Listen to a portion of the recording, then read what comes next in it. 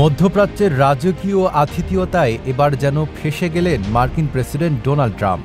ট্রাম্পকে সোজা $400 মিলিয়ন মূল্যের বোয়িং 747 জেট উপহার দিয়ে তাক লাগিয়েছে কাতার। তবে এই সুবিশাল সৌজন্যে এখন সমালোচনার তোপের মুখে পড়েছেন মার্কিন প্রেসিডেন্ট। সৌদি আরব থেকে কাতার সফরে গিয়ে বিলাসবহুল লুসাইল প্রাসাদে আমির Sheikh Tamim bin Hamad Al থানির সঙ্গে সাক্ষাৎ করেন ট্রাম্প। কালার এক্সপার্ট, জর্জ স্যাপ এবং মাইল্ড অন হ্যান্ডস টেকনোলজি সমৃদ্ধ অরিক্স ক্রিস্টাল ওয়াশ আপনার লন্ড্রি এক্সপার্ট। আতিথেয়তায় কমতি রাখেনি কাতার, আর উপহার তালিকায় চমকত বোয়িং জেটি। বলা হচ্ছে মার্কিন প্রশাসন ওই বিমানটি সাময়িকভাবে এয়ারফোর্স ওয়ান হিসেবে ব্যবহারের পরিকল্পনা করছে। তবে এই জেট উপহার পাওয়া নিয়েই এখন চলছে যুক্তরাষ্ট্র জুড়ে বিতর্ক। ফেডারেল আইন অনুযায়ী রাষ্ট্রীয় উপহার গ্রহণের নিয়ম নীতির বাইরে এত বড় অঙ্কের সৌজন্য কি আদৌ গ্রহণযোগ্য?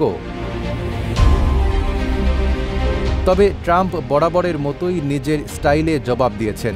ফক্স নিউজকে দেওয়া এক সাক্ষাৎকারে ট্রাম্প বলেন, এখন কেউ কেউ বলছে দেশের জন্য উপহার নেওয়া উচিত না। আমি বলছি কেন না, আমরা তো সবসময় দিচ্ছি, তাহলে এবার নিলে দোষ কি?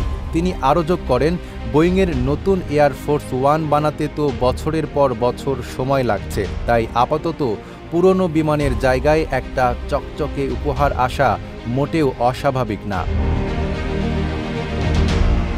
প্রেসিডেন্টের দাবি, এই উপহার আসলে একটা দরকারি সমাধান। 40 বছরের পুরনো বিমানের বদলে নতুন কিছু না এলেই নয়। কাতার এটাকে সুযোগ হিসেবে নিয়েছে, আর ট্রাম্প সেটা লুফে নিয়েছেন। এমনকি নিজের সামাজিক যোগাযোগ মাধ্যম ট্রুথ সোশ্যালে ট্রাম্প লিখেছেন, প্রতিরক্ষা বিভাগ বিনামূল্যে একটি 747 বিমান উপহার পাচ্ছে। কিন্তু এখানেই শেষ নয়।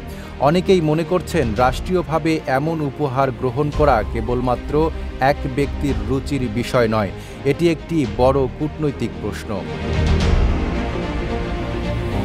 Desk report, Dhaka post.